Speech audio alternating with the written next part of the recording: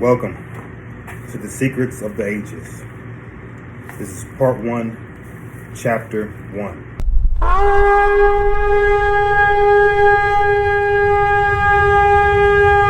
The sons of God have returned. Error. The wicked want the world to continue.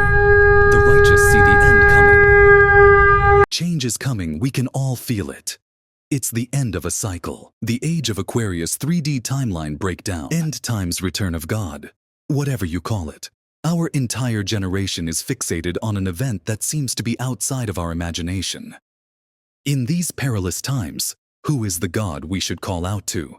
Global flood may have actually happened. Number 5, human documented history of the flood. If a global flood happened, you'd expect people around the world in ancient history to have told this story. And they do. Basically, all the people. The Chinese, the Native Americans, the Hindi people, the Sumerians, the Greek, the Aztecs, the Norse people, the story of Atlantis, and of course the biblical story, which is the account of the Jewish people. And their stories are largely similar. God or the gods were mad, and so they flooded the earth, while the hero of the story builds a boat and saved all the people and the animals. Number 4, geologic evidence of a catastrophic flood. There is evidence all over the world of unfathomably massive flooding. For centuries, science taught us that everything we see was the result of slow, steady processes over deep time. Until J. Harlan Barretts took on the scientific elites and proved the Great Ice Dam flood of the Pacific Northwest. You can see the size of these small ripples that are the result of a local flood. And these pictures from the Camas Prairie in Idaho, which is in the path of this Missoula flood, has the same kind of ripples, but the scale is hundreds if not thousands of times larger.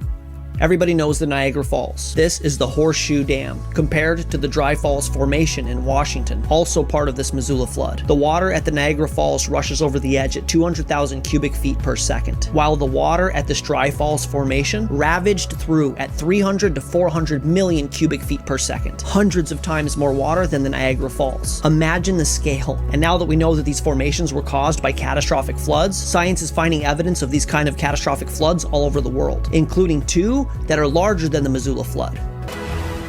The loss of almost an entire human race. The loss of most common and most exotic animals in history. The destruction of all buildings and monuments.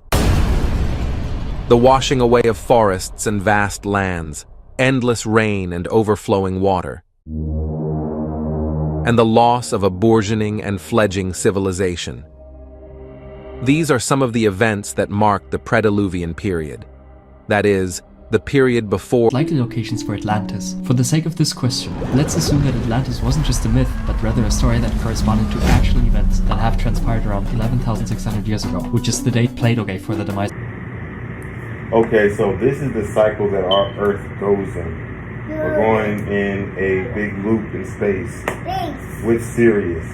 This is the number 8. This is the infinity sign. So, watch out, man. So, we're actually right here on the loop. This was 12,000 years ago. This takes us 24,000 years to go in a complete circle. All right?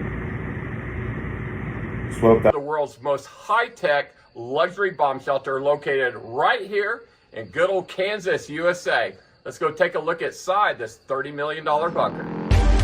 Certain people know about the cycles of flooding and freezing of the planet, and are building massive bunkers underground, trying to outlive it. Isaiah 2:10. They will hide in caves in the rocky hills, or dig holes in the ground to try to escape from the Lord's anger, and to hide from his power and glory. Towards the east, there's clearly evidence that not everything died in the last event, and the Ozarks and Appalachians do provide us our best chance there. By Alabama, Tennessee, Ohio, everything is trying to drain south towards the Gulf of Mexico, so that is an added bonus there if the great waves make it past the Rockies. And I establish my covenant with you. Never again will all life be cut off by the waters of a flood. Never again will there be a flood to destroy the earth. We have a covenant with God that the earth won't be destroyed in a flood. Again. I baptize you with water for repentance, but one who is more powerful than I is coming after me. I am not worthy to carry his sandals. He will baptize you with the Holy Spirit and fire. The devil who deceived them was cast into the lake of fire and brimstone where the beast and false prophet are. We see the prophecy is a fire coming to destroy. Fire and the Holy Spirit. Warmest winter on record in the US. And globally, we saw the warmest January and February ever recorded. As Earth's average temperatures rise, data shows us. And there will come a time when there will be no snow left at all. And it's all due to global warming. Global warming and greenhouse effect. Earth, the third planet from the Sun. The only planet having a vast diversity of life forms.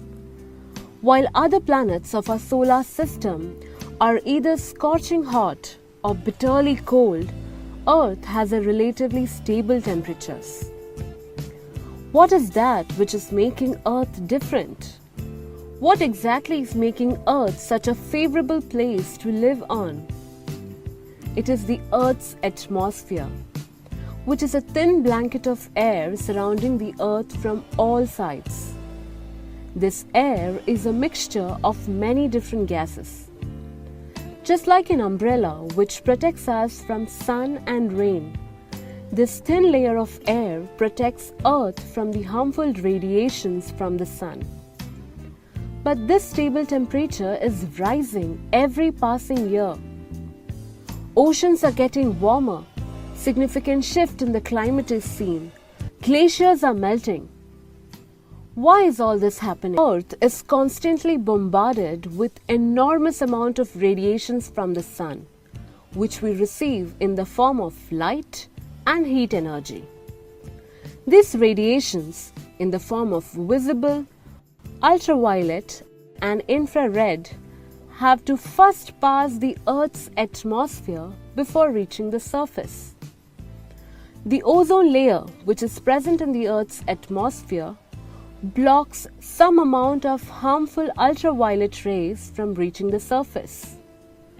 Of the remaining rays reaching the surface, part of it is absorbed by the Earth, and some, especially the infrared waves, are reflected back into the space. But some gases in the atmosphere traps this heat radiation and re-emits it to the surface, which leads to heating up of the environment. This exchange of incoming and outgoing radiation that warms the Earth is referred as the greenhouse effect. And the gases involved in this are called greenhouse gases, which mainly includes carbon dioxide, methane, water vapor, chlorofluorocarbons, etc. In a dramatic way, the amount of greenhouse gases have increased and are still increasing. They trap too much heat, and this excessive greenhouse effect results in global warming, which is an increase in the Earth's average temperature. Consequences of global warming are enormous. Its effects are not limited to one country, but it would affect the entire planet. Knowing the fact that global warming exists and human-made carbon dioxide emissions have caused it. 15 to 35 kilometers above Earth's surface, a gas called ozone surrounds the planet. The ozone layer acts as a barrier between Earth and ultraviolet radiation from the sun. However, pollution has caused the ozone layer to thin, exposing life on Earth to dangerous radiation. Earth, you must start from the very beginning.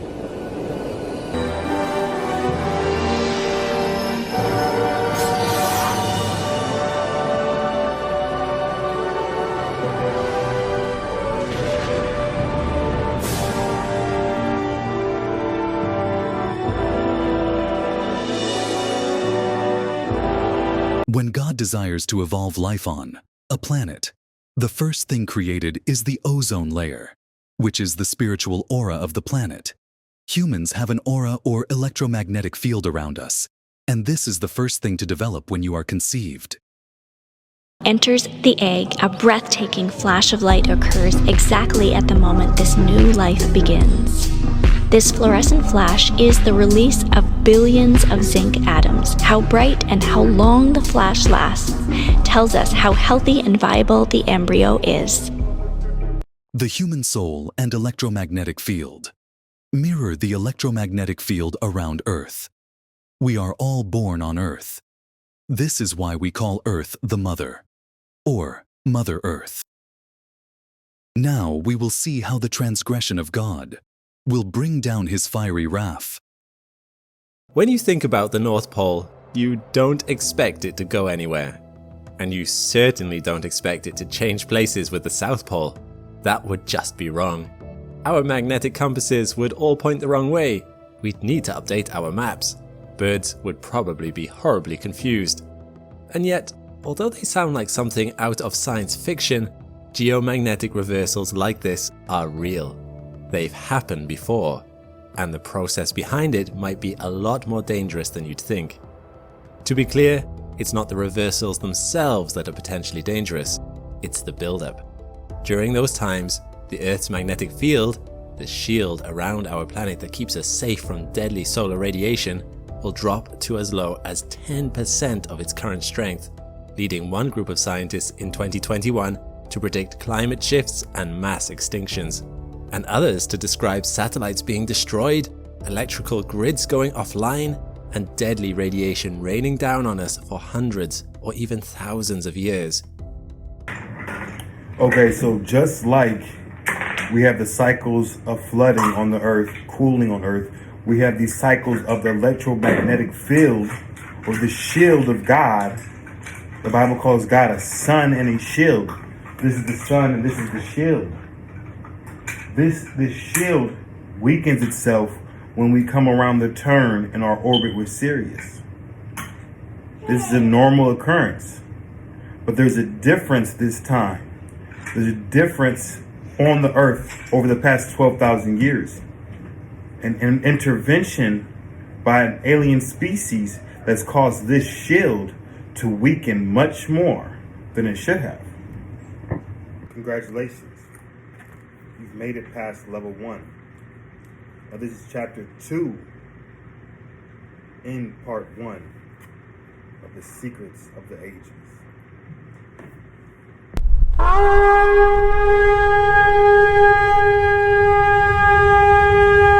The sons of God have returned.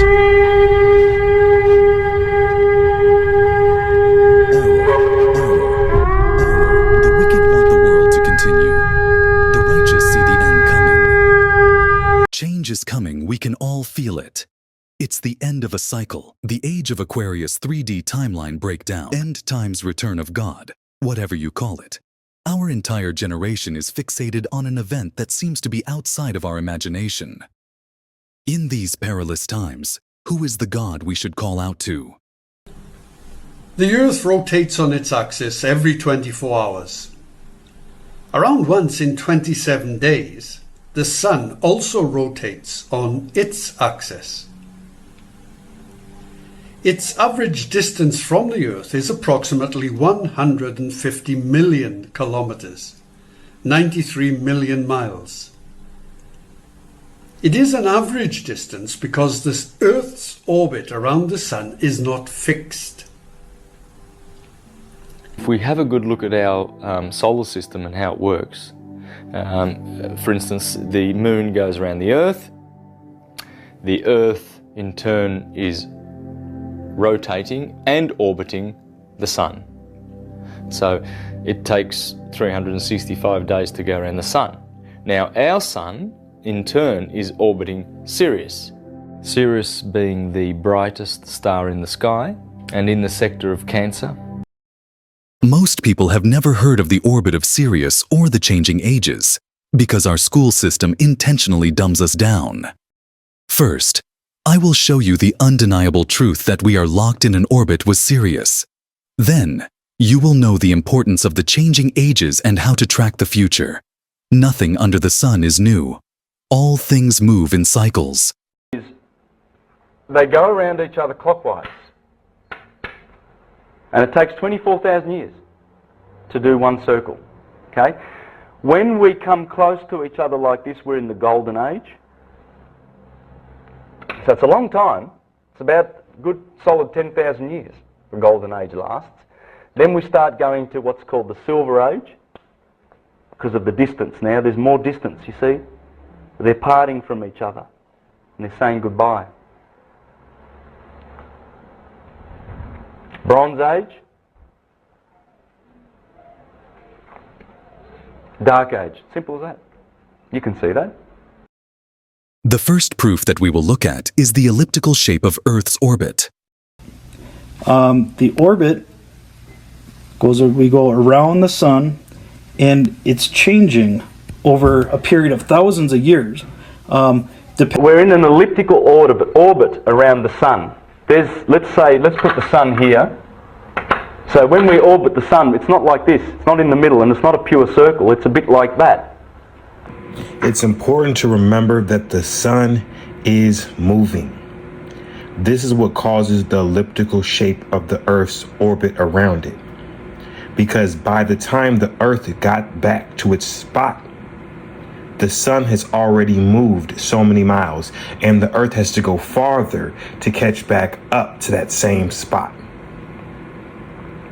We need only look at the orbit of the moon to see this great truth. Because the moon's orbit around Earth mirrors the Earth's orbit around the sun. The moon that orbits anti-clockwise around our anti-clockwise rotating Earth. Right? Now that moon, from that point to there, it will get to there in 27 days. It'll go around in 27 days, 27.2 days. But because our Earth is moving, in around about 30 days it'll be there. Okay? Because it's moved from here to here, and it's going to, every 30 days it'll have clocked the orbit, right? It's gone around the orbit. Okay? So 12 months of the year. So it's moved from there to there. So, and it's curving. Everything is curving around the sun. So that explains that.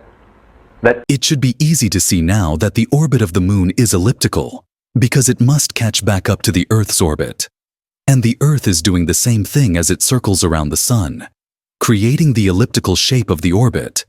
Greedy people that want to control the world know this information will enlighten you, so they hide it, telling us that gravity is falsely behind the shape of the orbit.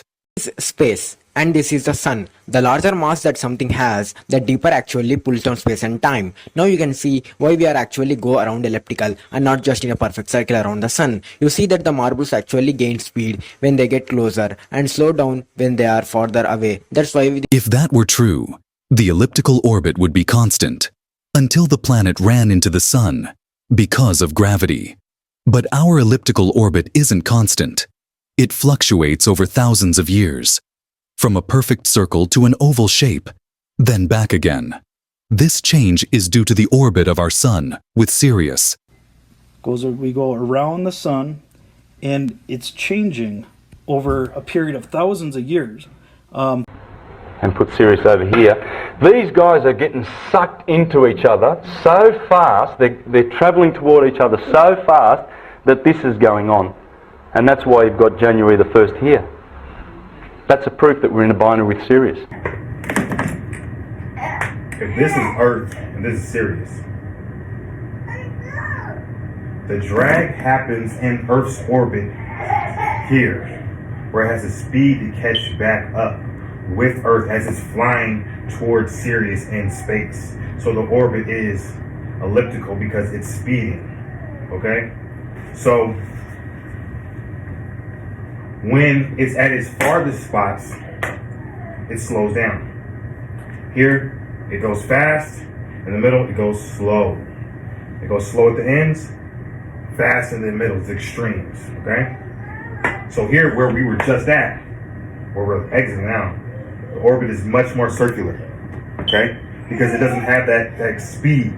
The sun isn't moving fast back towards Sirius or away from Sirius, as it does away and then back towards. Okay? We know the sun slows down around the extremes of its orbit around Sirius because of studying the orbit of Earth around the sun. It slows down around the extreme of its orbit and speeds up as it gets closer to the sun. Something very, very fascinating about this construction. Just like in real solar system, as the Earth gets closer to the sun, it speeds up, and as it goes farther out, it slows down. It is not obvious. This is important to us on Earth because the orbit dictates our seasons. The more elliptical orbit, the greater the change in the seasons. The more circular orbit, the calmer the weather. The change in weather is so dramatic that this is what causes the ice ages on Earth.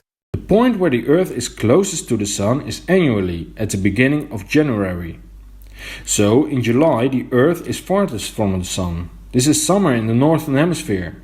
Because of the distance, the Earth receives less energy from the Sun. The ice in the Northern Hemisphere melts less quickly. This could be the beginning of an ice age. If there is a circular shape, the Earth is closer to the Sun at the beginning of July. This gives the Northern Hemisphere more energy and the ice melts. The glacial onset, its slow but steady increase in global temperatures marking the beginning of the end for the glacial period. It usually lasts several tens of thousands of years. This is often driven by changes to Earth's orbit called Milankovitch cycles.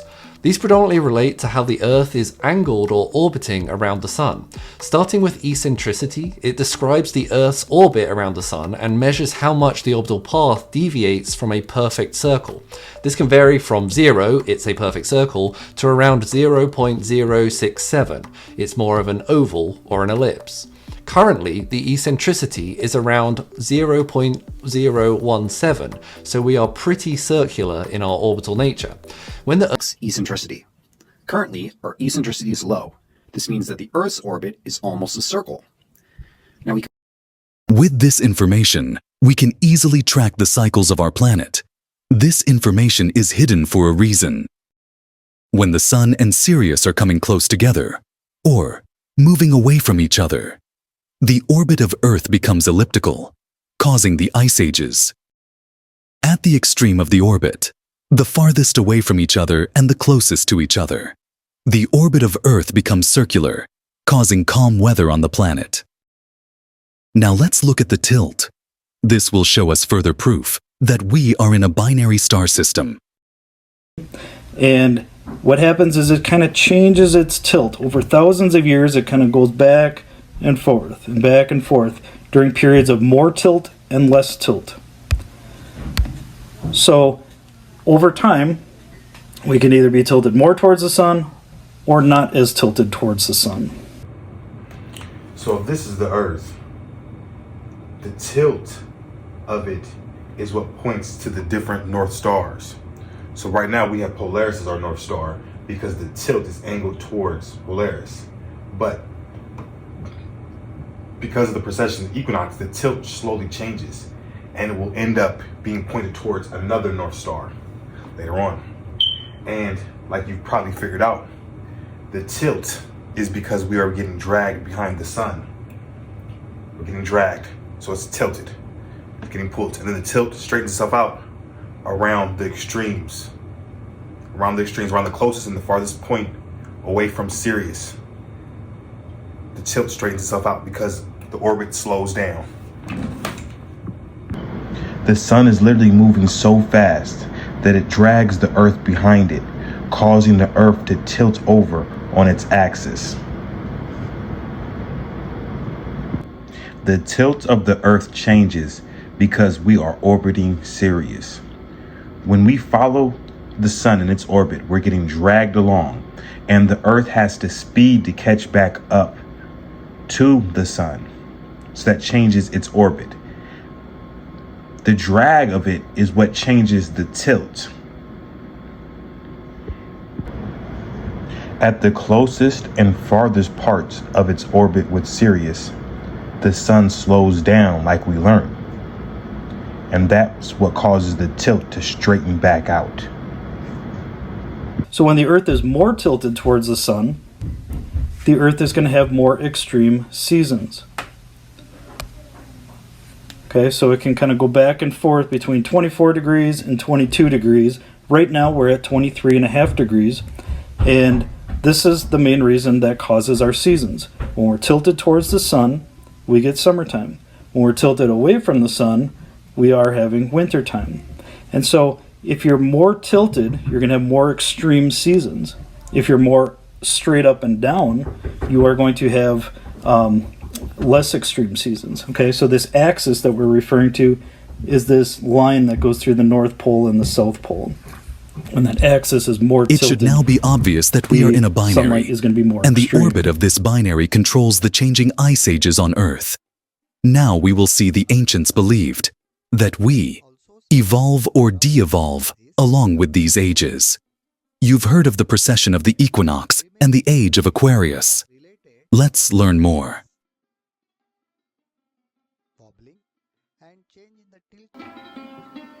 Earth goes through one such complete precessional cycle in a period of approximately 26,000 years. That is, almost 1 degree every 72 years or 50 arc-seconds per year. It's a very slow movement and you may not detect it in day-to-day life.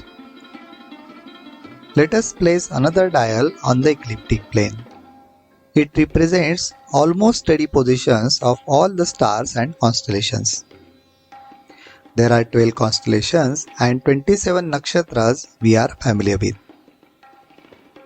Although the amount of precessional motion is very small in a year, positions of the equinoxes change sufficiently over a very long period of time.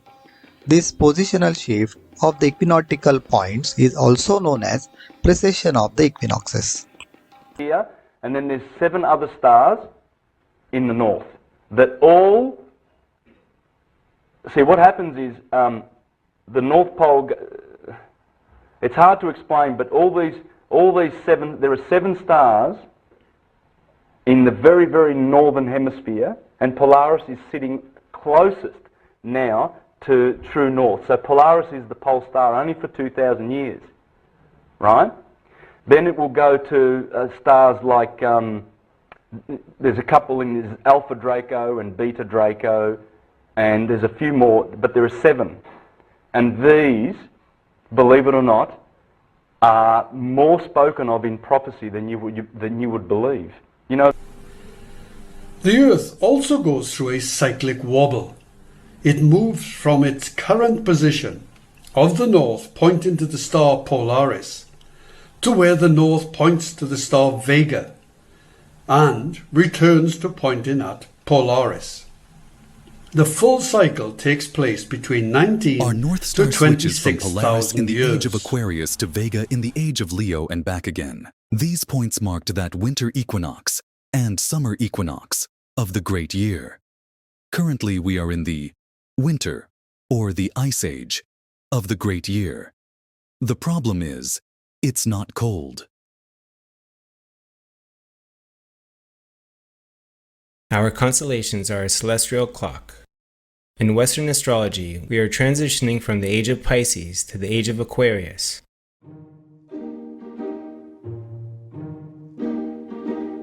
Each astrological age lasts around 2,147 years and are represented by the 12 zodiac signs of astrology. The completion of the celestial clock is said to be around 25,764 years. All 12 astrological ages combined makes one great year. Each age corresponds to the average time it takes for the vernal equinox to move from one constellation of the zodiac into the next. Astrological ages proceed in the opposite direction, retrograde in astronomy. Therefore, the age of Aquarius follows the age of Pisces. In ancient Vedic astrology, called the Yuga cycle, we are coming to the end of the Kali Yuga age. The Kali Yuga age is represented by Kali, the Hindu goddess who is considered to be the goddess of death, time, and change. The supreme of all powers, the goddess destroys evil in order to protect the innocent. The Holy Science book clarifies that a complete Yuga cycle takes approximately 24,000 years, and is comprised of a descending cycle of 12,000 years, in which virtue gradually decreases, and an ascending cycle of another 12,000 years, when virtue gradually increases. The ancient people called this time we are in the Kali Yoga, the Iron Age or the Dark Ages. We today know this as the Ice Ages. 1970s, people looked at the extinction record on Earth, and every 20,000 years they found a little blip, a little dip in the fossil record where we lost some species, and people were wondering why. Could there have been some flux of comets raining down periodically on the Earth, wreaking havoc on the ecosystem, rendering species extinct in these periodic intervals? If there is, maybe there's some double star to the sun, some binary star system. Okay, so how this works. When our solar system reaches the farthest spot from Sirius in its orbit, we're in the Dark Age, aka the Ice Age. Based on the rotation of Earth around the sun, how elliptical or how circular, we can track where we're at in the Great Orbit. And we are right about here. We are just exiting the Dark Age. In fact, 2012 was that exit. We exited the Dark Age. Now we're getting ready to speed back up, going through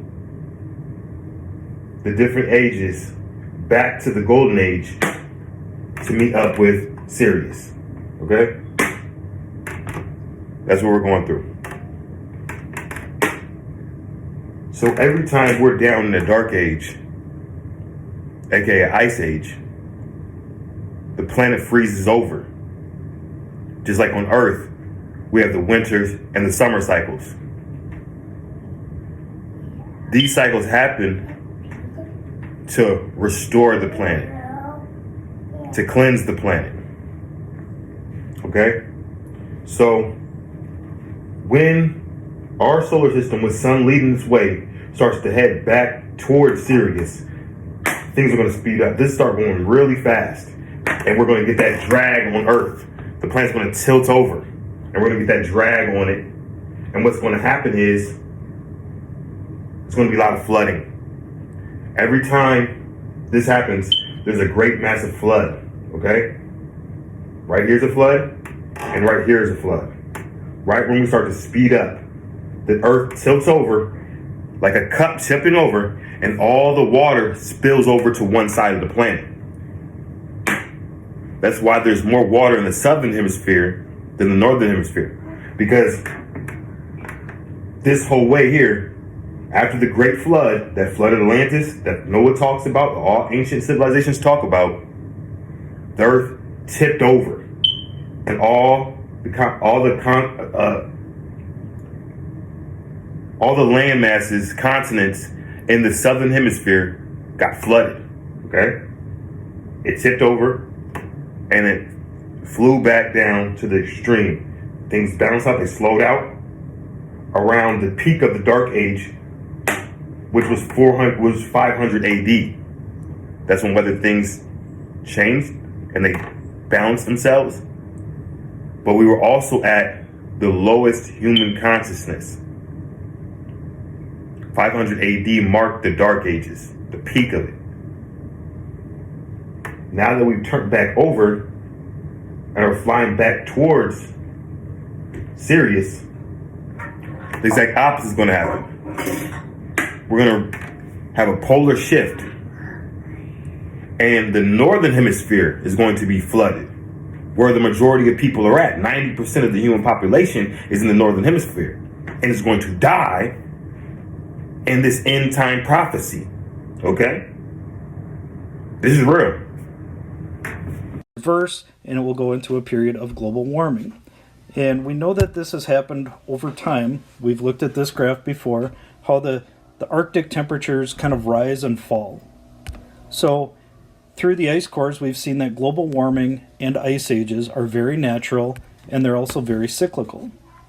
And what we've also seen is from those ice cores is that the carbon dioxide levels tend to follow the temperature patterns. It's a direct relationship to that carbon dioxide level.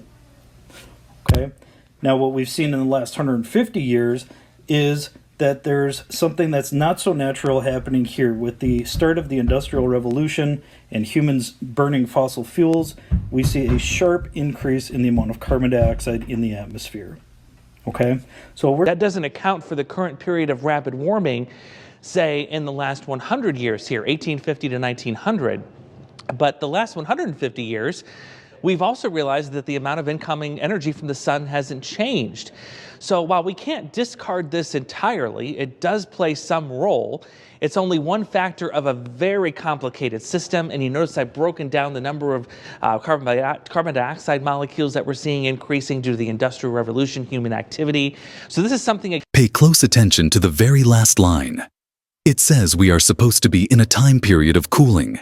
This is 100% true. We are in the winter of the great year, but instead, we are experiencing global warming. A cycle like this has never happened in the history of Earth. What changed over the past 24,000 years to get us to this point? Okay, so what we're going to uncover in the next part is that after the fall of man, 12,000 years ago, after we reached the peak, human beings left the planet. They knew disasters were coming. Atlanteans, they fled. They went into space, okay? Right after things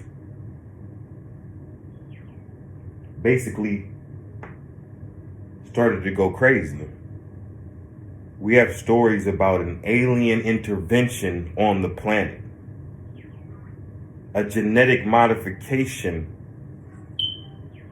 of the resident species. And with this modification came knowledge, farming, weaponry, fire.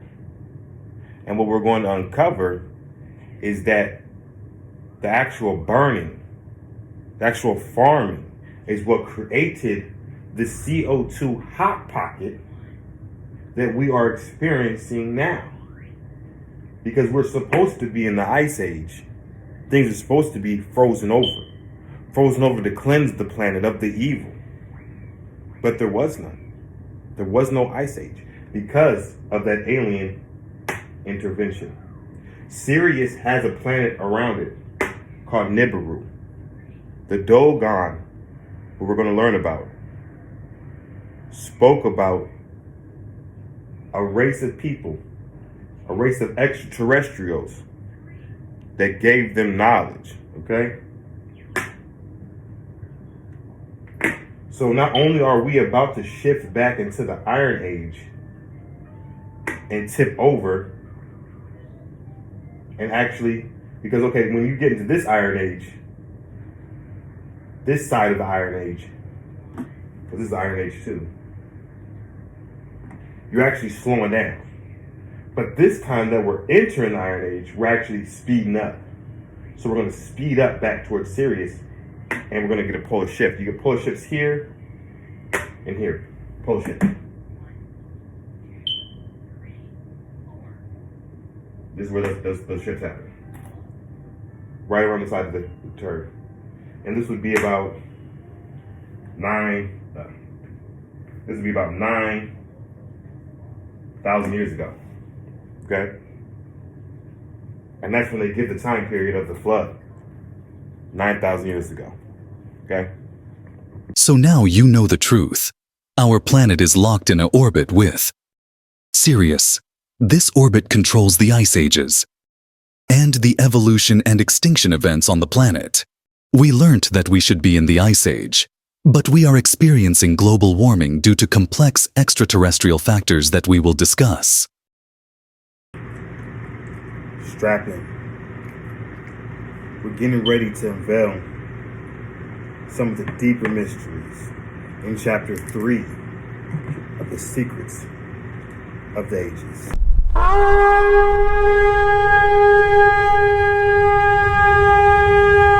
The sons of God have returned.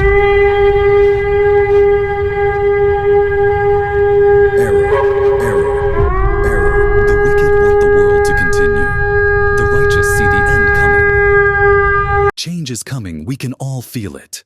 It's the end of a cycle, the age of Aquarius 3D timeline breakdown, end times return of God. Whatever you call it, our entire generation is fixated on an event that seems to be outside of our imagination. In these perilous times, who is the God we should call out to? That there's many inhabited planets in the universe. And the other thing he said that stood out from what I've read is that the Bible is not to be taken literally. There are many different species of creatures in the universe. The four main types in our area are the humanoids, praying, mantis, reptilian, and gray aliens. These four species are in a galactic war. There are beings that seem to war against each other. There have been eyewitness sightings of craft shooting each other and chasing each other. And some of these Reptilians are stationed all over the galaxy, but they have a stronghold near Alpha Centauri. This is the truth. There is so much to learn, but we will start with the Anunnaki and the Sumerians.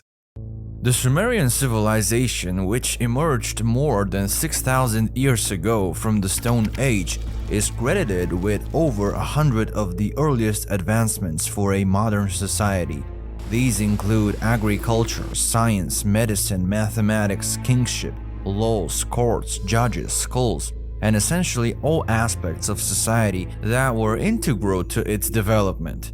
But how did a civilization like this become so advanced out of nowhere?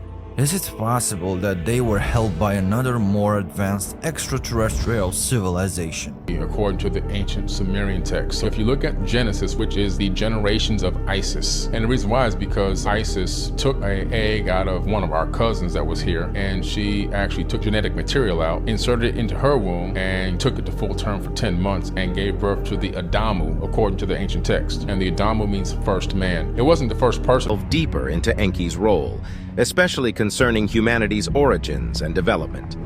In the heart of Sumerian mythology, we find a unique group of deities, the Anunnaki, whose name can be loosely translated as those of royal blood or offspring of Anu, sky. The Anunnaki hold a critical place in the Sumerian pantheon, often associated with the realms of the heavens, earth, and the underworld. According to the Sumerian cosmogony, the Anunnaki initially came to Earth searching for gold. Their home planet, Nibiru, or the planet of crossing, as per the interpretation of the ancient texts, had a deteriorating atmosphere. Gold particles, known for their reflective properties, were sought to be dispersed in Nibiru's atmosphere to restore and protect it. The Anunnaki, initially conducting the mining themselves, found the work tedious and challenging. Their leader, Anu, who resided on Nibiru, received reports of the unrest among the Anunnaki on Earth and their unwillingness to continue the strenuous labor. In the tablets of the lost book of Enki, the Master of Wisdom, as Enki was often titled, proposed a solution, the creation of a new being. His plan was to genetically modify an existing creature on Earth, one that was already quite similar to the Anunnaki. This creature was what we now recognize as Homo erectus. Enki believed that by manipulating the genetic structure of this being, they could create a creature capable of performing the labor the Anunnaki found so burdensome.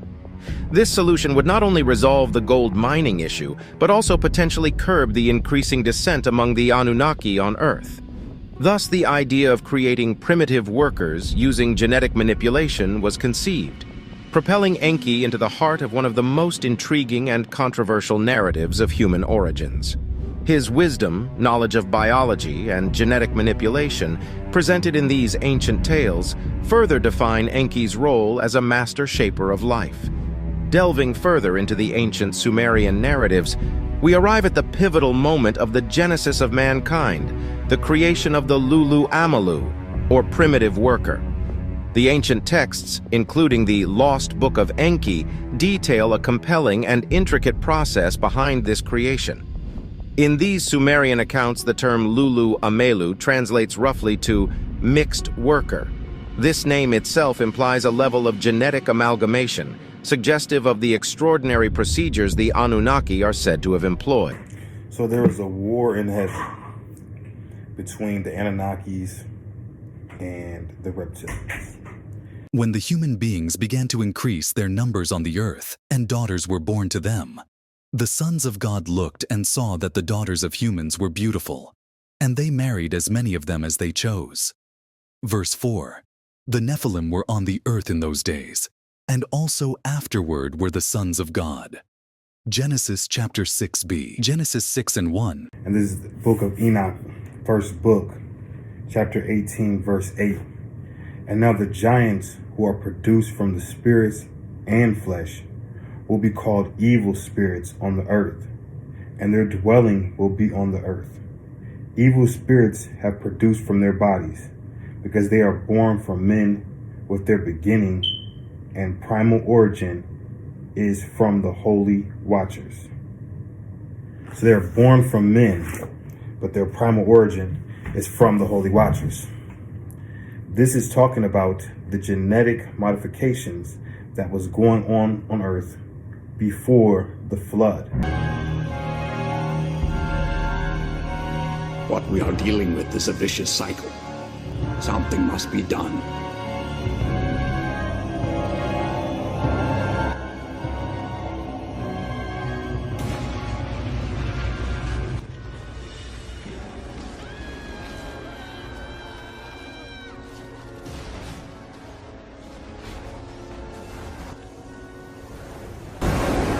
And so, in order to purify the world, the Earth consciousness called forth great catastrophes to befall the planet Earth.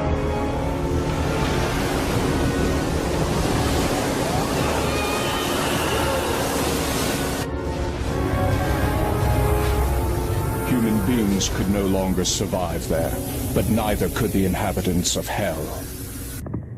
So God let the Nephilim, the giants, the hybrid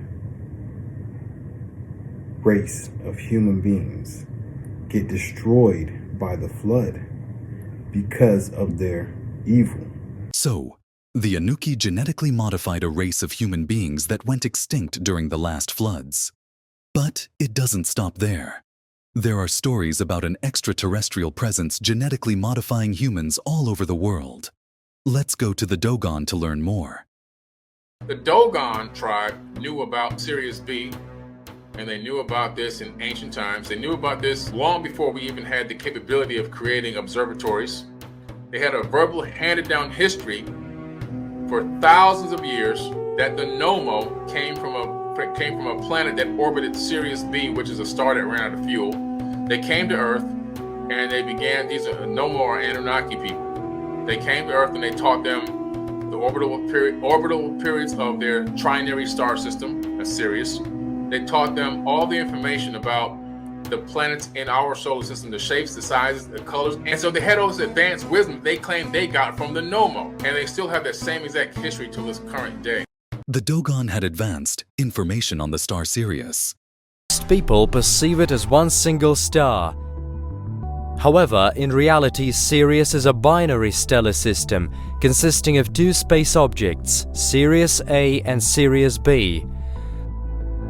Both stars orbit around their common gravity center at a distance of approximately 20 astronomical units.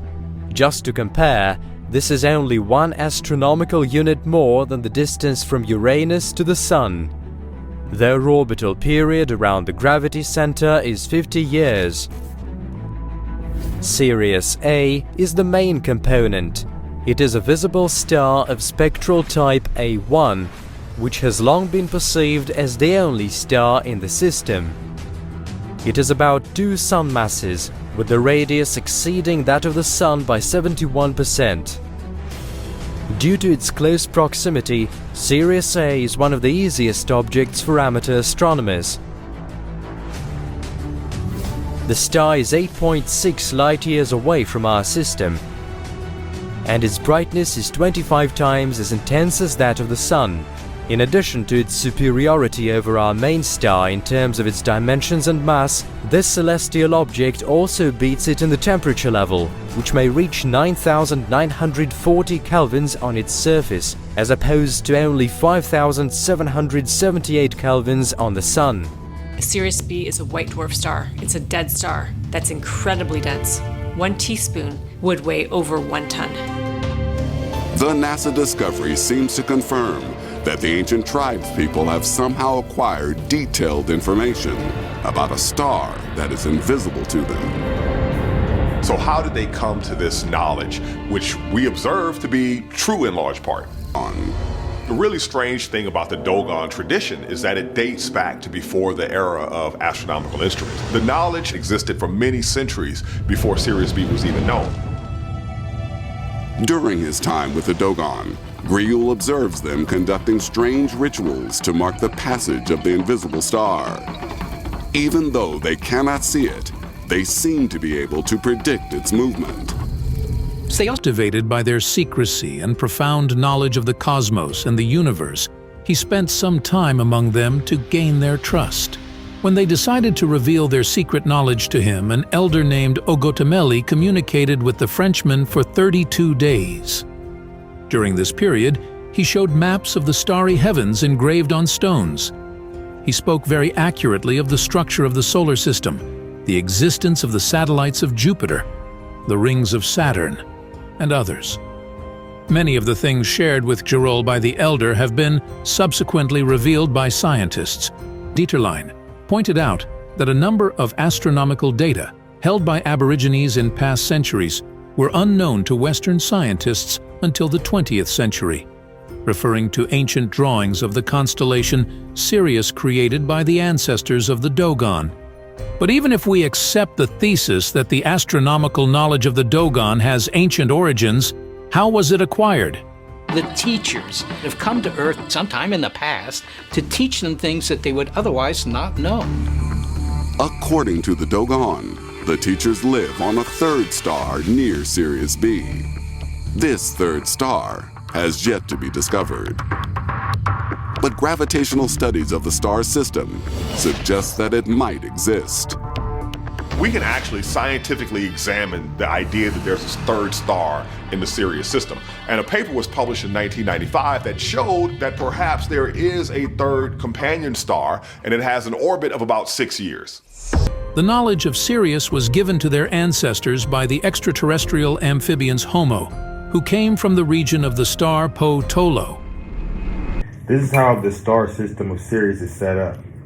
It's 2 big stars, A and B, and they're locked in a orbit with each other, just like our sun is locked in an orbit with the entire system, okay?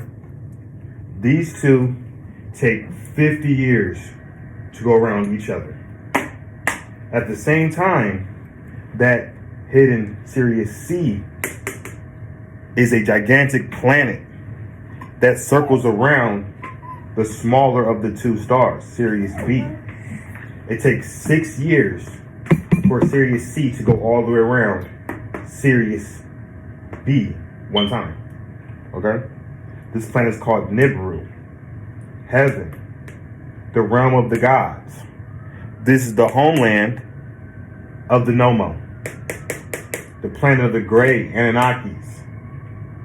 To the star Sirius, for example, although it is only 21 times brighter than our sun, and there are stars of much greater power than it, from Earth, it is perceived as the brightest of all the stars in the sky because of its proximity, which is only 8.5 light years from us. In close proximity to Sirius is the collapsed star Sirius B. In a letter dated August 10, 1844, the German astronomer Friedrich Wilhelm Bessel concluded from changes in Sirius's proper motion that it had an invisible companion. Almost 20 years later, on 31st January 1862, the American astronomer and telescope maker Alvin Graham Clark first observed the faint satellite we now call Sirius B, the Dogon tribe.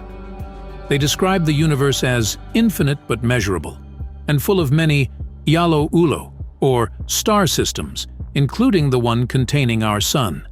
Their knowledge of the universe also includes claims that most of it is part of the outer star system, while closer to Earth lies the inner star system.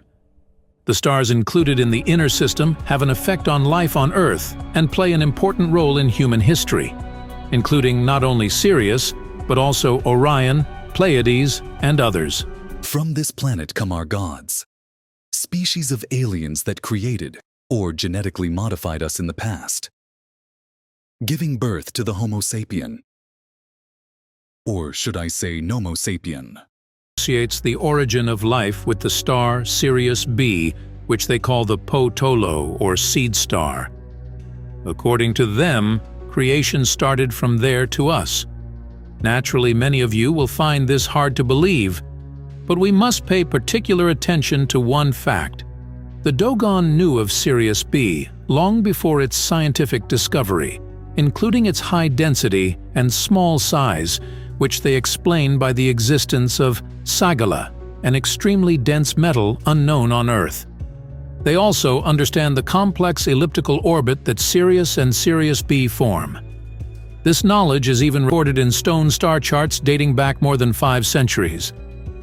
Well, if you haven't been blown away by now, then you have yet to be, especially in just a minute when we get to the description of these visitors.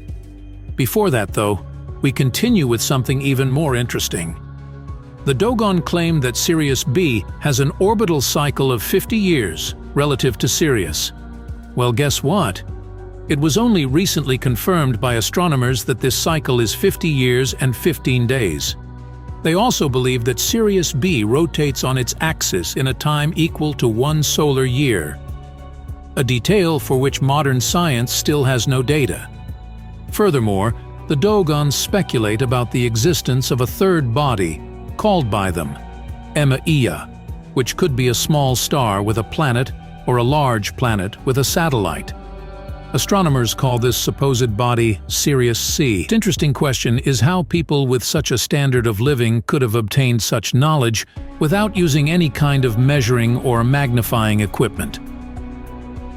Approximately 5,500 years ago, the Homo arrived from the constellation Sirius in a huge galactic transport vessel named by the Dogon Pelu Tolo, or Star of the 10th Moon. Homo's ship was spiraling towards Earth. Around it flashed lightsabers, and the noise it made was unheard of among the tribe. When the vessel touched the ground, it made several bounces and only then came to a stop. After the dust cleared, there was a new star in the night sky. Presumably, this was the mothership of the visitors. Actually, now you'll say that's a common sight in science fiction movies, but we'll take you back to 1969, when we humans used the same strategy of having only the lunar module land on the moon and the landers stay in orbit. In the language of the Dogon, Homo means connected to water, and for whom the most important thing is to drink. On rock images created by the ancestors of the Dogon, the Homo are represented as creatures combining features of man and lizard, reminiscent of the amphibian demigod Oans, as well as the Babylonian demon Oani, who are depicted with fishtails. These similarities to mythological figures from other ancient civilizations that existed during the migration of the Dogon ancestors raise many questions.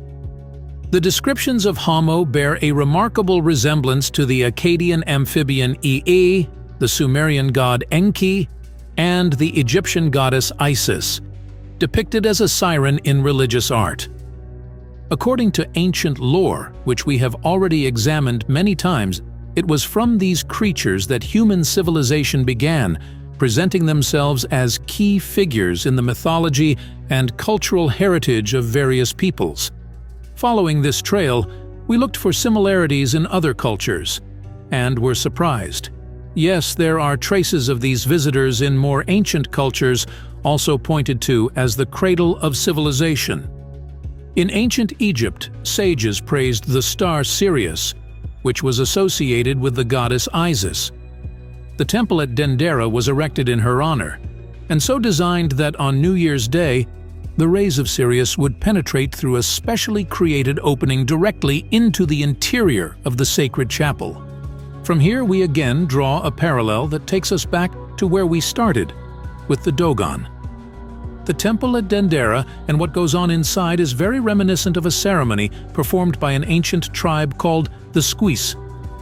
It takes place once every 6 decades when Sirius is visible through a small opening in one of the cliffs near the settlement of Yugo-Dogoro.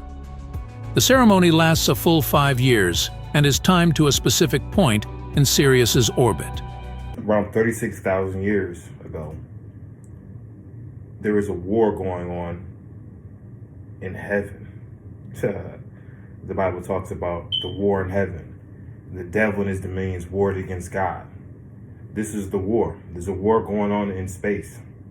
It's going on for billions of years. There was once a great war that happened in heaven. Ladies and gentlemen, this is a tale about good versus evil. This was the great war in heaven. There is a war. In space, reptilian versus everyone. And legends, myths, and religions from around the world have spoken of gods and angels, not always in the spiritual sense, but actual flesh and blood beings interacting with mankind. Many of these ancient cultures had vast knowledge of mathematics and astronomy, attributing their knowledge as being handed down from the gods. Who were these godlike beings known to one of the oldest civilizations, the Sumerians, as the Anunnaki? Hove, England, 2008. In the middle of the night, 20-year-old Charmaine de Rosario Sage is sleeping in bed when she awakens to a frightening sight. A reptilian humanoid staring down at her. I woke up. A reptilian came into the room. We went to an underground cave. There was a group of reptilians there, and they stood around me in a circle. Each one of them put one hand on my body, and I slowly changed. And it was the most amazing, but also sort of bizarre situation to look down at your body and see it morph from your human form into a reptilian form. To see the skin shift from being smooth into scales. And to find that I had a tail. Could Charmaine's incredible story be true? Was she really transformed into a reptilian-human hybrid?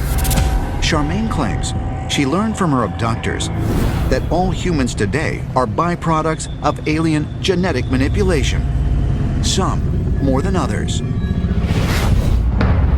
At certain points in our history, different ET races have come to this planet, and they have not manipulated all of humanity, but certain groups.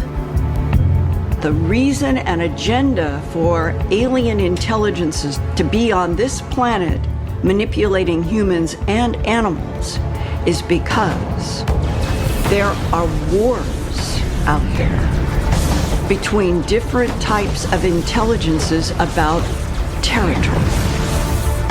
And that those territorial wars involve populations of created and manipulated life. If reptilian... Around 12,000 years ago, different alien species genetically modified human beings, leapfrogging their evolution overnight.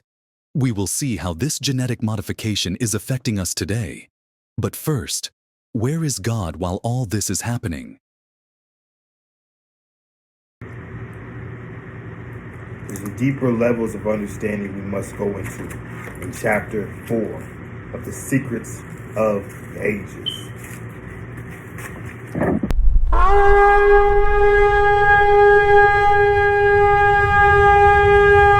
The sons of God have returned.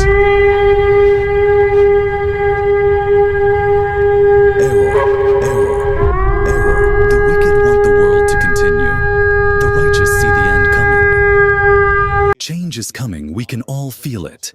It's the end of a cycle, the age of Aquarius 3D timeline breakdown, each time's return of God, whatever you call it. Our entire generation is fixated on an event that seems to be outside of our imagination. In these perilous times, who is the God we should call out to?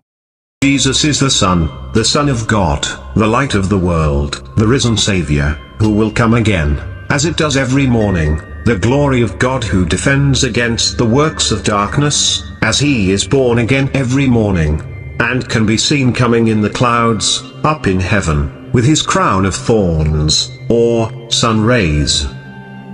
Now, of the many astrological astronomical metaphors. But Jesus is specifically, that's the name of the sun. Just like the moon is called Luna. It's funny how people have not been taught to name the sun. The sun. It's got a name. In Hebrew it's Michael or Emmanuel. In India it's Krishna, Brahma, Vishnu, Shiva. In Egypt it was Osiris, Set, Atum, Amun, Horus, Ra. The war between light and darkness. God's sun, the light of the world, and of course the sun is the light of the world. And he is always constantly doing battle with the prince of darkness. And consequently the ancient people said that the sun does not belong to anyone. It's not owned by anyone on this earth. And everyone knew that. So who did it belong to? Well, it belonged to God who created it, obviously. So therefore it was God's sun, not ours.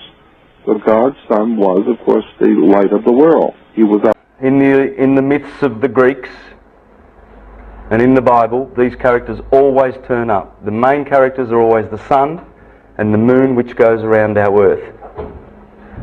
The sun, our born, again, Savior, light of the world, not the primordial eternal ether, hidden creator of the universe who holds no form and all simultaneously, but our Heavenly Father, the highest spirit over our planet, who shines down rays of love called light.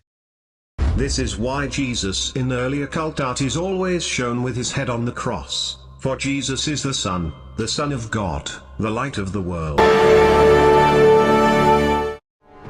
If we could open up the sun, we'd see layers of dense hydrogen gas, hundreds of thousands of miles deep, and at its center, the core, the sun gives birth to light. Forged in one of the most violent reactions in the universe, nuclear fusion. The specific nuclear reaction that powers the sun is fusion. Fusion of hydrogen into helium. You take two hydrogen atoms, you ram them together, and what's left over is a helium atom. Look at helium, which has only one shell or energy level. We see that it is full because it contains 2 electrons. So helium is stable, and there is no naturally occurring compound containing helium. Hydrogen, which also has only 1 ring or shell, possesses only 1 electron in its shell, so it's chemically reactive. In atoms with more... Note of all that you see, aware of the fact that this is how it all came to be. Even you, your parents and theirs, friends and then some, are all the result of hydrogen to helium. It's actually hard to get 2 atoms to fuse. 2 protons have the same charge, they're both positively charged, they want to repel each other. Protons don't like to get close together. They have to come together with a huge amount of energy or velocity to get close enough to begin to fuse, and that's very, very rare. To force protons together takes immense amounts of heat and pressure, generated by the invisible hand of gravity. 3 suns, by the way. Everything's a trinity, right? There are 3 sides to every story. His side, her side, and the truth. The entire dimension is set up upon the principle of 3. In fact, we are said to be in the 3rd dimension. Past, present, future. Father, mother, child, liquid, solid, gas. Followers of the Kabbalah are familiar with the 3 paths. The law of polarity shows right and left path, but the middle was the road. How, you know, that as above, so below aspect, where for a second I was wondering, like, I'm like, I wonder if like our planets is like a, you know, electron, you know what I'm saying, have an electrical type of charge or whatever, which I mean, it does have. Their nucleus and in the electron cloud that surrounds the nucleus. These subatomic particles include protons and neutrons, which are located in the nucleus, and electrons, which are located in the cloud or field that surrounds the nucleus. What an atom is, and when you learn and know what an atom is, it is a trinity, a neutron, a proton, and an electron. You will find that that trinity transfers into every other field of human knowledge. And the Zoroastrians, they taught there are three suns. The one you see is the physical, and it makes the physical world. Then the one behind the sun, they say the sun behind the sun, is the soul of the sun. Yeah. Sol Invictus, it was called. The invincible sun, Sol Invictus. It's the soul of the universe. The spirit of the universe is the highest Godhead, the monad, the highest part of the Godhead in our cosmos. So now that you know, the Son of God is literally the actual sun. Ancient people understood that the sun was their source of life. Matthew 11:27. All things have been delivered to me by my Father, and no one knows the Son except the Father. Nor does anyone know the Father except the Son, and the one to whom the Son wills to reveal him. So, who is this mysterious Father of the Son? There. Our sun was thrown off from another sun, Sirius, the brightest star in the sky.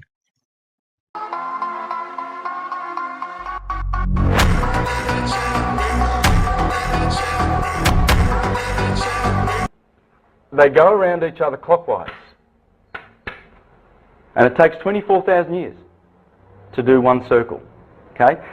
When we come close to each other like this, we're in the golden age. So it's a long time. It's about a good solid 10,000 years the golden age lasts. Then we start going to what's called the silver age because of the distance now. There's more distance, you see. They're parting from each other and they're saying goodbye. Bronze age. Dark age. Simple as that. You can. Important has to do with the ages. Throughout the scriptures there are numerous references to the age. In order to understand this, we need to be familiar with the phenomenon known as the precession of the equinoxes. The ancient Egyptians, along with cultures long before them, recognized that approximately every 2,150 years the sunrise on the morning of the spring equinox would occur at a different sign of the zodiac. Twinkle little star, how I wonder what you are. Well, today we're going to solve that mystery for you.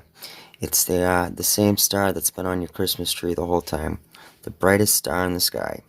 The red dog star, Sirius A and B.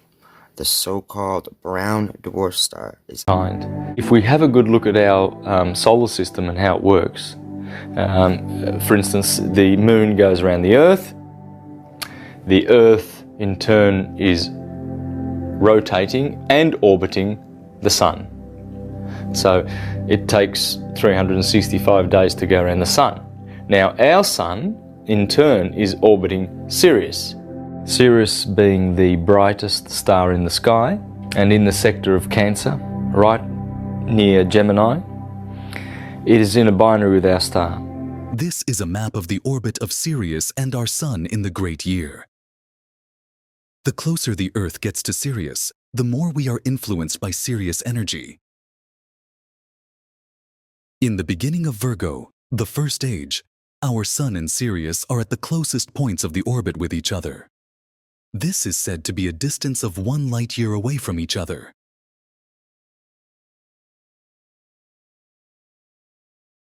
Our sun and Sirius then pass each other at their closest point, and then both stars starts to move away from each other and the opposite direction. By the beginning of the age of Leo, our sun has fallen completely out of the path made by Sirius orbit. We are taught that Leo is the first age, and that there is no predecessor for Egypt because in the age of Virgo, those who were advanced enough left this planet before the fall. From the beginning of the age of Leo to the end of the age of Pisces, our sun moves further and further away from Sirius. These are referred to as the dark ages of the Sirius cycle, or the 6 months of darkness of the great year. As of December 21st, 2012, our sun and Sirius, which had already began on their paths towards each other, have now aligned, signifying the beginning of the age of Aquarius. As our sun and Sirius and its suns continue to move closer and closer towards each other, as we progress to the next ages of Capricorn, Sagittarius, Scorpio, and Libra, the Earth will be ascending arm or moving closer and closer to Sirius and experiencing more and more consistently from all suns.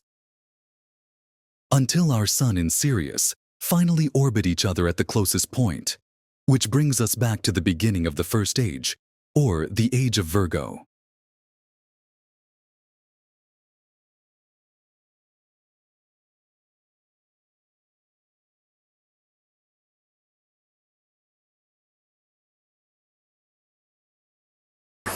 Plato gave the sinking of Atlantis as 9,000 years before Solon's exile to Egypt. Solon lived 600 BC. So do the math. 600 BC would be 2,600 years ago. 9,000 years prior to that would be 11,600, which puts us pretty much right in the middle of the age of Leo. Now,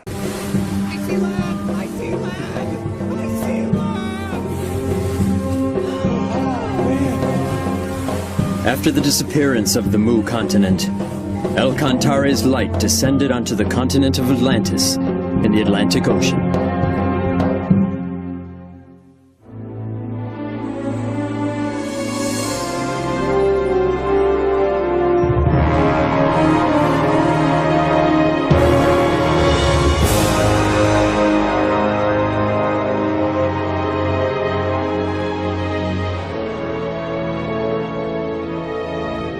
Some of the Mu made their way to Atlantis and brought with them their science and technology.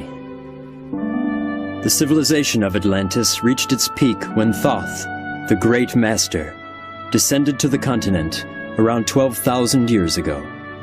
Thoth, the omniscient and omnipotent, had great knowledge in a number of fields, ranging from religion, politics, philosophy, science, and art. Under the guidance of Thoth, Atlantis developed a civilization based on advanced technology that even Mu could not rival.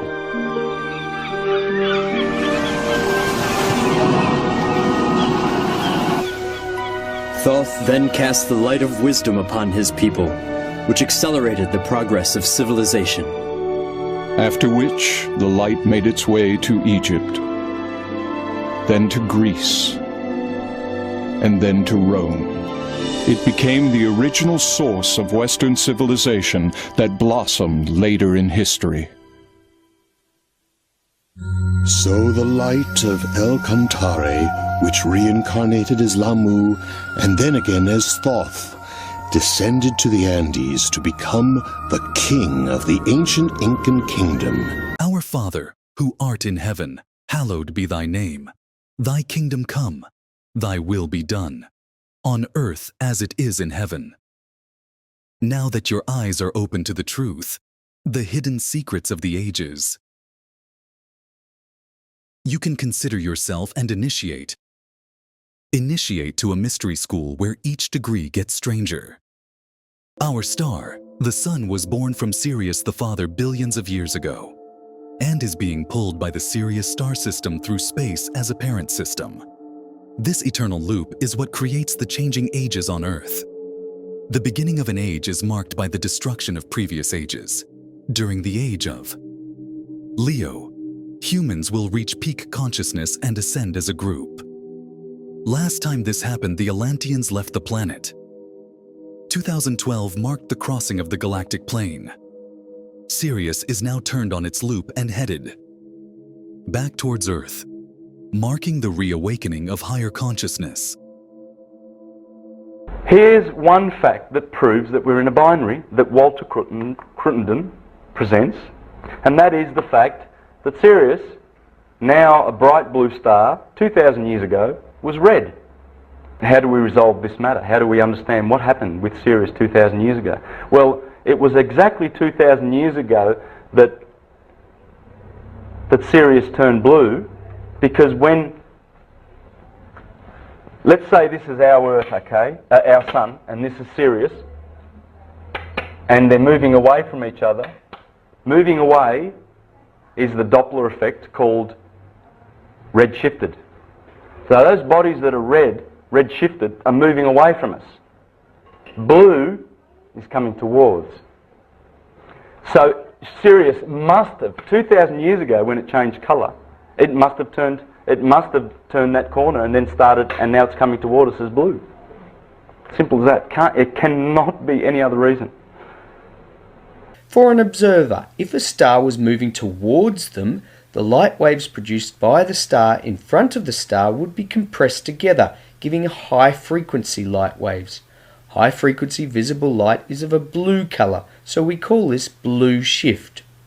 If a star is moving away from an observer, the light waves produced behind the star would be stretched out, and this would give low-frequency light waves, and low-frequency visible light is of a red colour.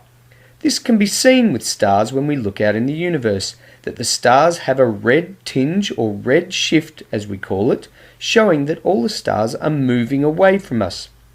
This indicates that the space between stars is getting bigger and therefore the universe is getting bigger.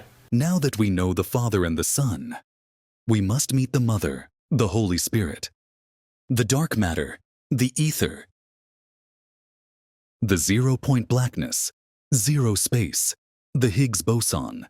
In the year 1964, Peter Higgs, Francois Englert, and 4 other scientists proposed a rather unique idea to explain why certain particles had mass. They hypothesized that the entire universe is filled with an invisible, all-permeating field that gives mass to all elementary particles. The field in question is called the Higgs field. A wave, ripple, or disturbance in that field is therefore called the Higgs boson, or the Higgs particle. The Higgs boson. You may have heard of it, but what is it? And what would the world be like if there were no Higgs boson? Well, then there'd be no world. Its particles wouldn't be able to stick together, and they'd just float around aimlessly forever. And where would that leave you? Nowhere. That's where. You wouldn't exist. It is a field of energy that exists throughout all of space, and it is composed of Higgs bosons, which are elementary particles. All subatomic particles pass through and interact with the Higgs field. Some of these particles, like photons, whiz through and barely interact with it, resulting in very small mass. Other particles, like quarks, drag through and interact with the field a lot, which results in a larger mass. With this, the Higgs boson is able to successfully fill in the hole in the standard model. So the Higgs is the unseen which our world is held. Genesis 1, verse 2. And the earth was without form, and void, and darkness was upon the face of the deep. The darkness was the great mother that the light of God spread its rays on, to create the third dimension. Now, the idea that everything is connected is a very old idea. Even in science, in the late 1800s, there was a belief that there was an invisible web of energy that connects everything in the 1800s. And scientists were in a very heated debate, very controversial. Can you see God in every grain of sand? Mahaprabhu Vallabhacharya was an astonishing saint who saw God everywhere and guided his followers to do the same. He established his philosophy of Brahmavad, meaning everything is Krishna. According to it, Sri Krishna is the source of all creation. Both the Jeev and Maya are his undifferentiated energies. Thus, everything that exists is a manifestation of Sri Krishna. We learned God is in everything, and everything is in God. The Divine Mother. The triple blackness of space is defined as infinite potential. The light of the world is projected. If the light of the sun is the projector, the ether would be the screen.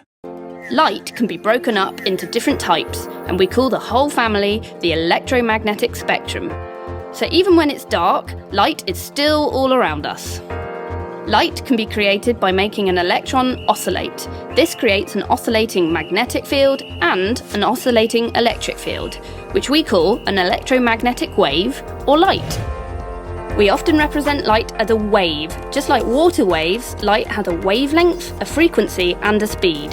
The different colours of optical light have different wavelengths, and so does the rest of the electromagnetic spectrum. The third dimension is all light that vibrates against the ether, aka the electromagnetic field of Earth, within the gamma and radio wave frequency. The ether is the highest concept of God. The triple blackness, the unknowable, the reality on which all dimensions are painted. The third dimension is just a small portion of the Eternal Mother.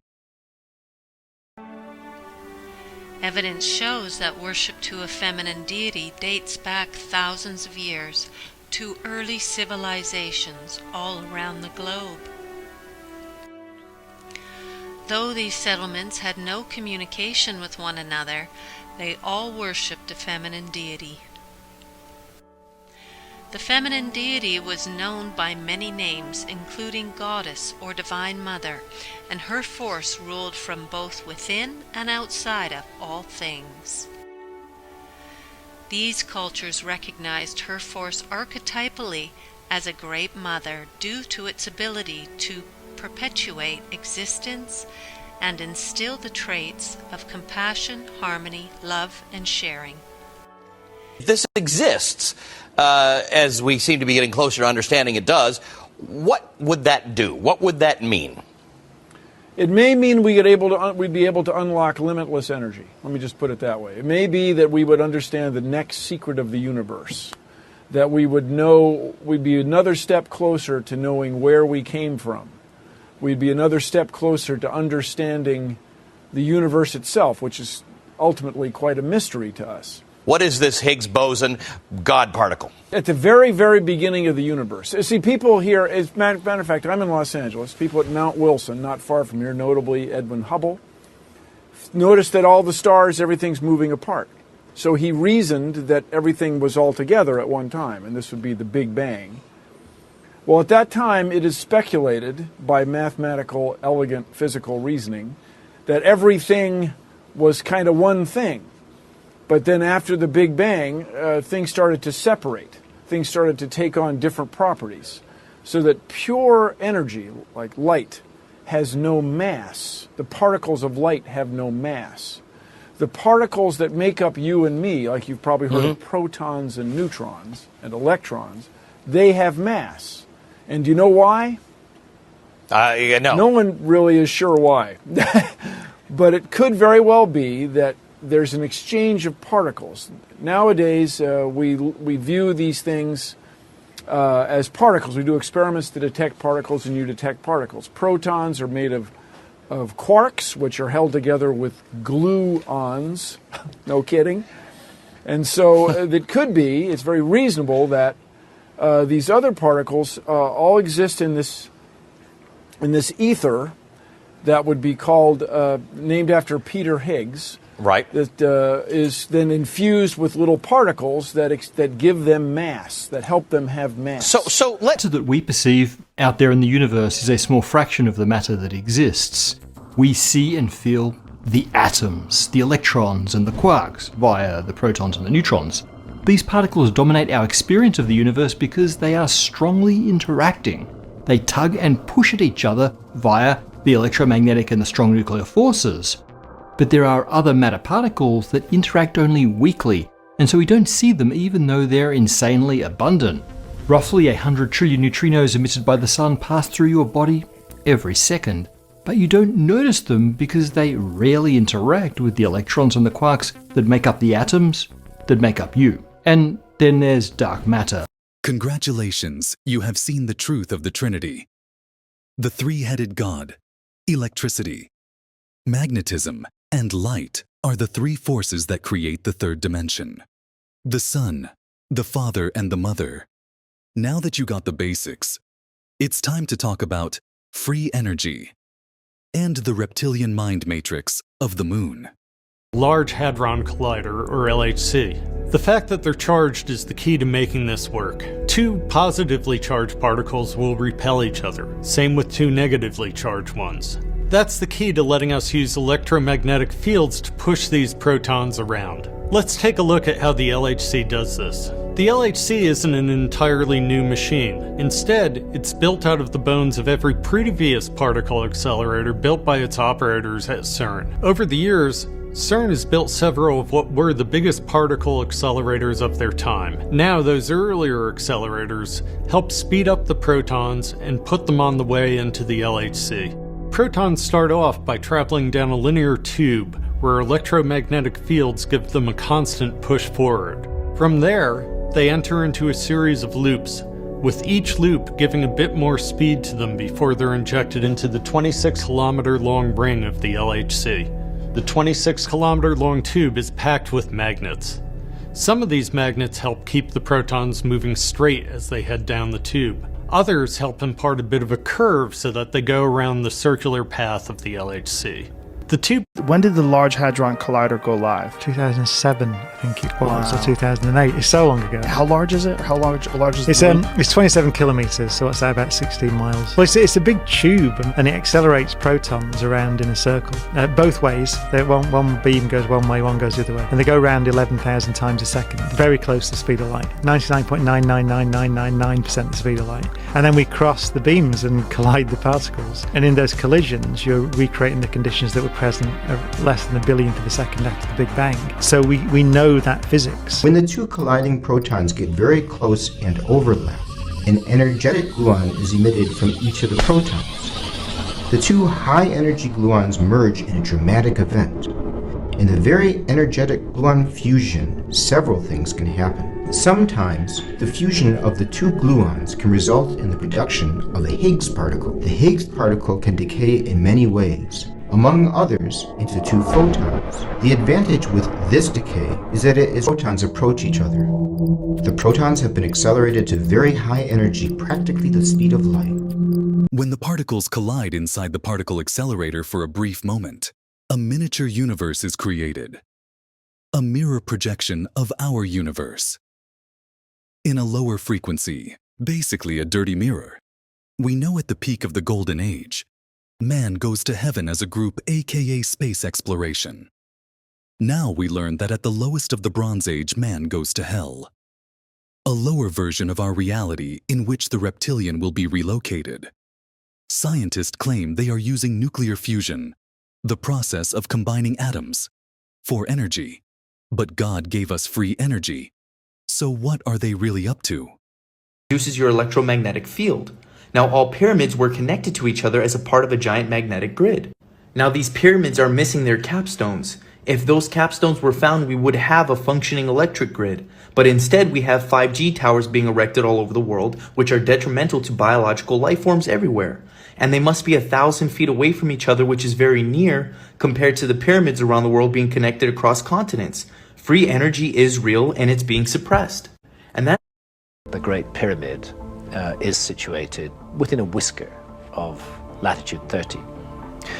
It seems like the latitude choice was derived from astronomy because there's a lens effect of the atmosphere of the Earth, and when you take that into account, the tiny error shy of latitude 30 goes away. They were on astronomical latitude 30, if you like.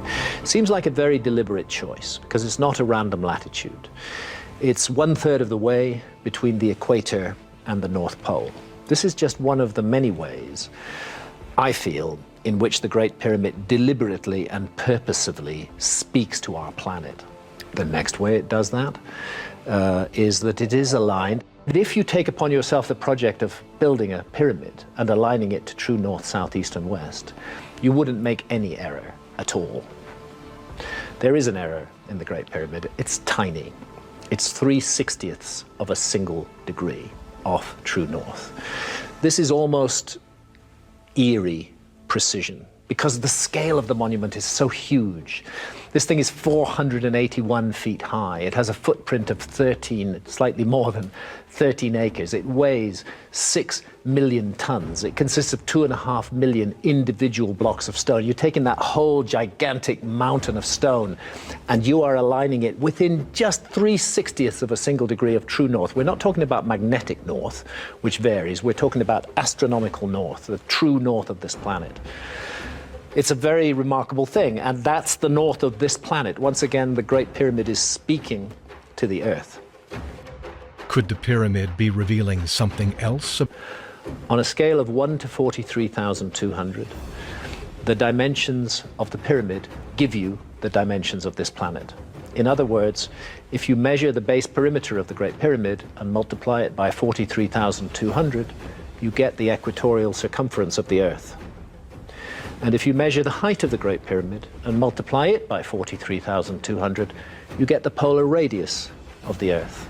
So in all those centuries and millennia, when our ancestors went through the Dark Ages and didn't even know that they were living on a planet, let alone the dimensions of the planet, all they ever had to do was go accurately measure the Great Pyramid, multiply those numbers by 43,200, and they have the dimensions of our planet.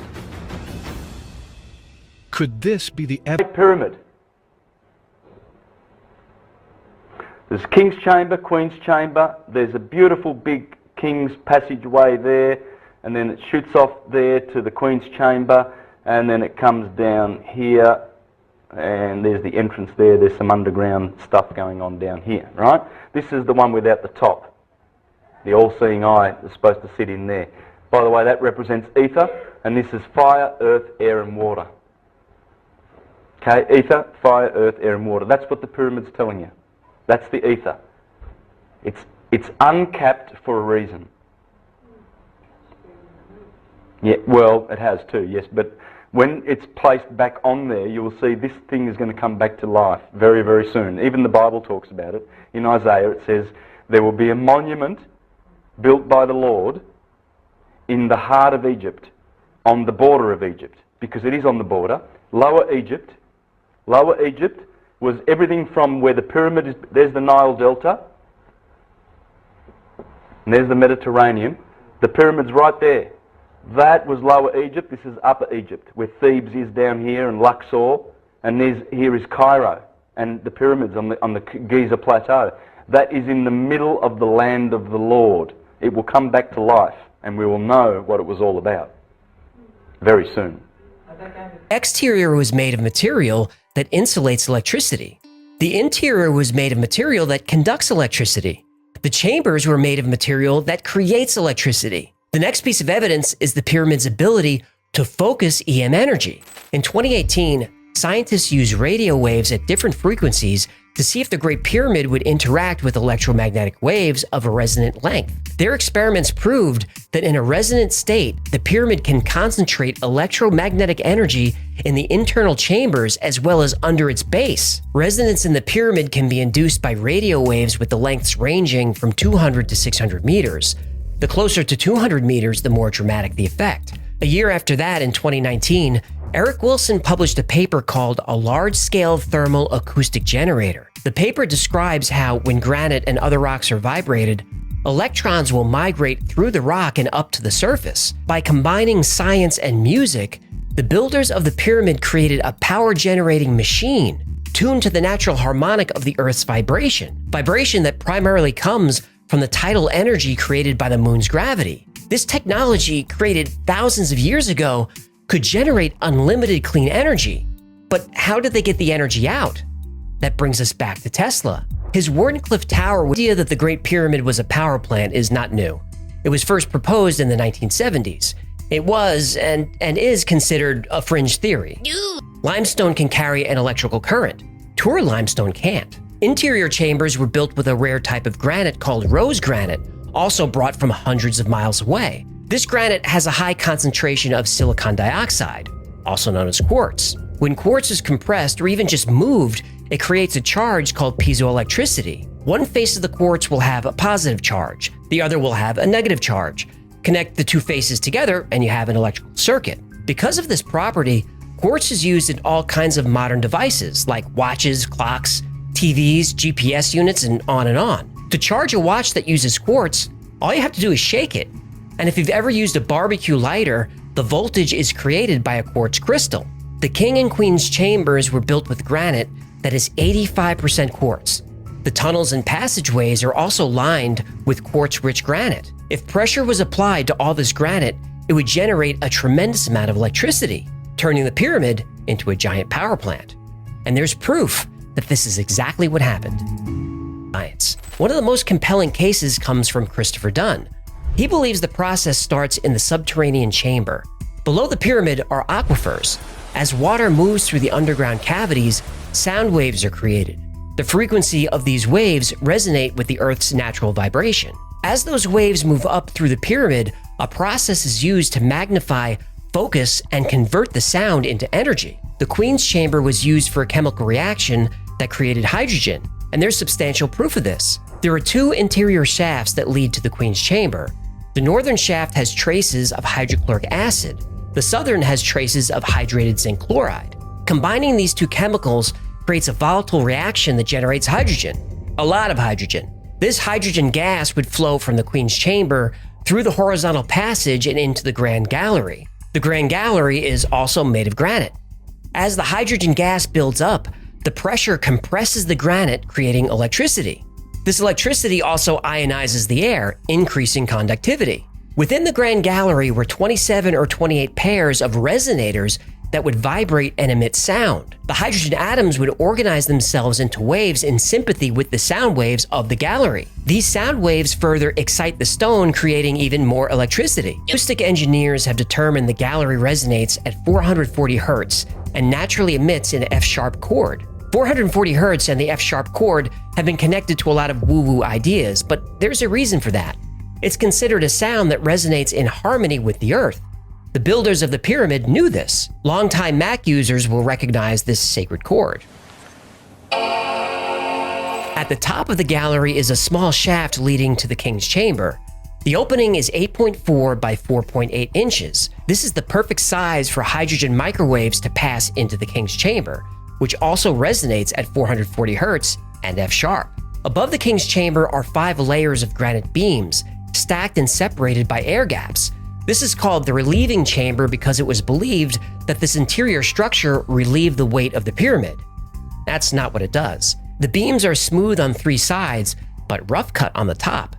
Christopher Dunn believes the reason for the rough cut is this is how the beams were tuned. The builders could vibrate the granite beams and slowly chip away at the stone until they resonated with an F-sharp chord, which they do. The King's Chamber is what's known as a Helmholtz resonator. When you blow air across the top of a bottle and create sound, that's a Helmholtz resonator.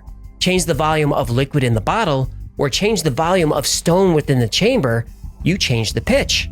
The entire complex is a giant musical instrument. Now, some skeptics reluctantly agree that the Great Pyramid has musical properties, but for skeptics to consider the pyramid as a power plant, they would need evidence to show that a giant stone pyramid would respond to electromagnetic energy. There was no evidence of that until 2018. It was built on top of an aquifer, with copper and iron rods extending down into the water. When electricity was sent into the tower, it was to be transmitted around the world through the atmosphere. The pyramid is also built on an aquifer, and copper pipes and iron rods have recently been discovered there. If the capstone was made of gold, the energy concentrated inside the pyramid would have been drawn to the top and transmitted to the atmosphere. Tesla's wireless power distribution system used the resonance of the Earth, just like the pyramid. And just like the pyramid, the energy generated by Tesla's tower would be unlimited, clean, and virtually free for everyone on the planet. But Tesla's tower was destroyed by outside forces. There's evidence that the Great Pyramid was destroyed from within. Most epic work, the Tesla coil. 8 years before the opening of his laboratory, Tesla invented the Tesla coil in 1891. This invention could solicit much energy within an electric charge, measured in volts. One Tesla coil can have over 1 million volts of power at a time, with small ones usually having about 60,000 volts. The Tesla coil is unusual because unlike other devices with this voltage level, it is much safer due to the energy flowing outside one's body instead of inside. The exception comes from the coil turning on and off rapidly, creating high-frequency electricity. The Tesla coil would... In order to understand how Nikola Tesla wanted to transmit power, first you have to understand that it's pretty easy to transmit power wirelessly. For example, all you need is a balloon and a piece of paper. So I'm going to charge this balloon up by rubbing it on my floor. So watch what happens when I bring the balloon near the paper. The paper goes towards it. So now let's say I wanted to generate some type of power by wiggling this paper back and forth. Well, then I just have to move my balloon by it back and forth.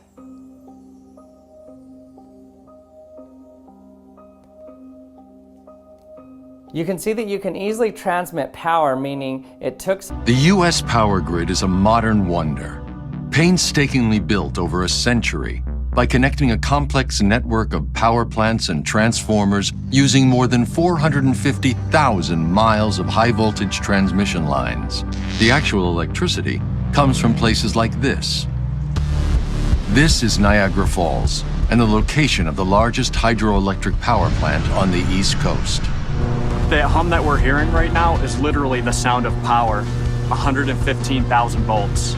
The technology that makes all this possible wouldn't exist without the rebel genius of Nikola Tesla. It's just amazing from a history standpoint. Tesla helped create the foundation of our electrical grid.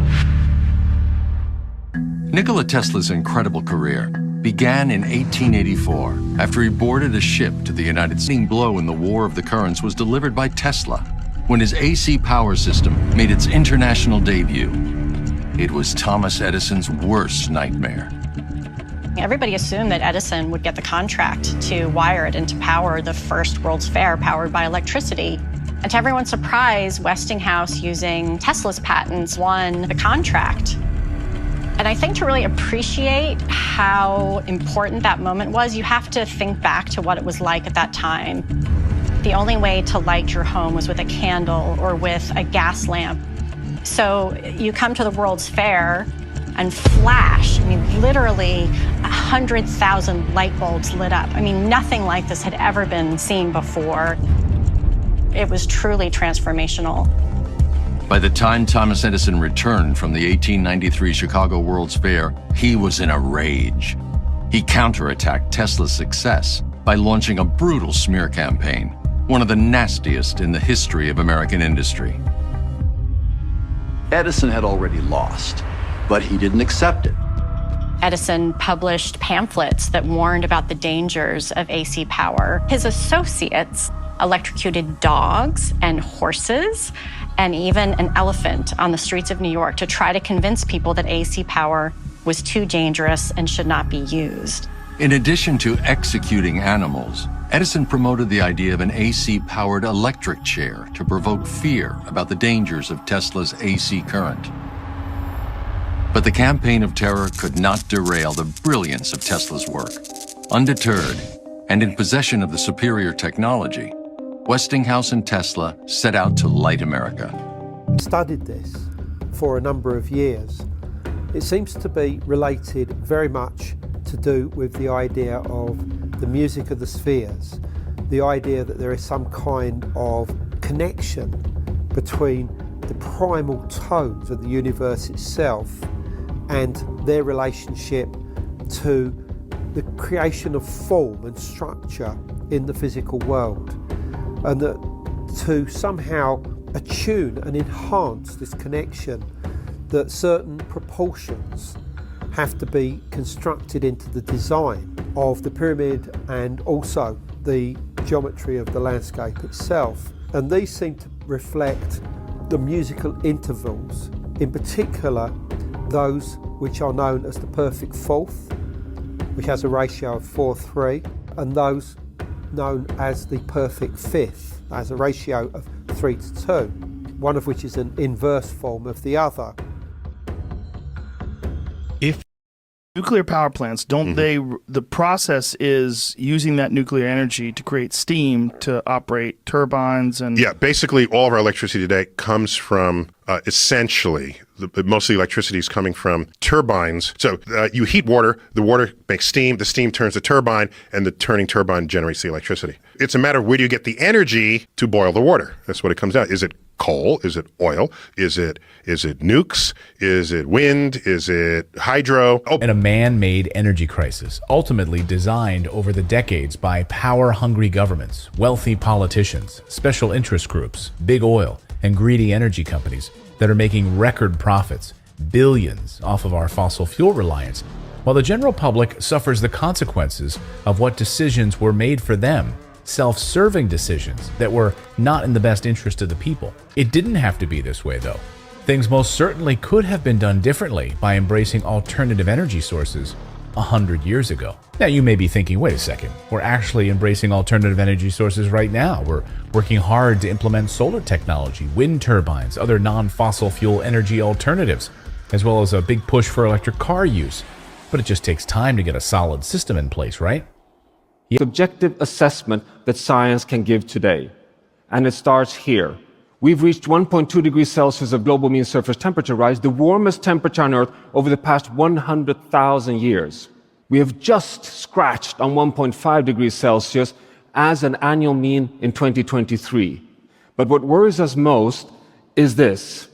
We are starting to see an acceleration of warming over the past 50 years, 0.18 degrees Celsius per decade from 1970 to 2010.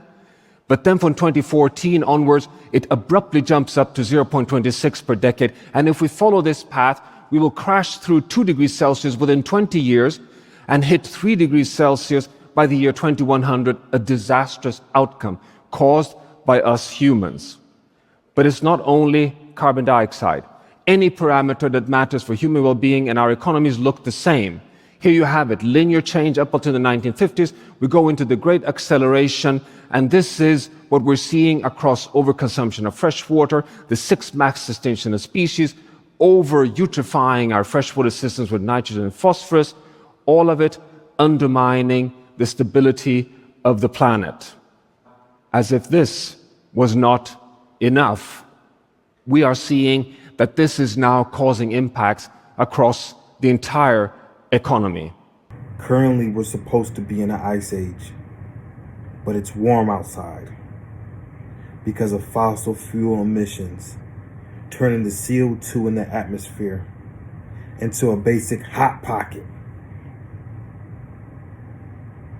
So this brings us full circle to the question, why is CERN? Colliding particles. Energy is free, and nuclear fusion pushes farther into global warming. Remember, there is a war in heaven. The devil and the reptilians desire your soul. They use the energy when 2 souls or particles collide. So you took the blue pill, and you have now left the matrix. You're entering into the real world, where there is an intergalactic war being fueled by evil energy.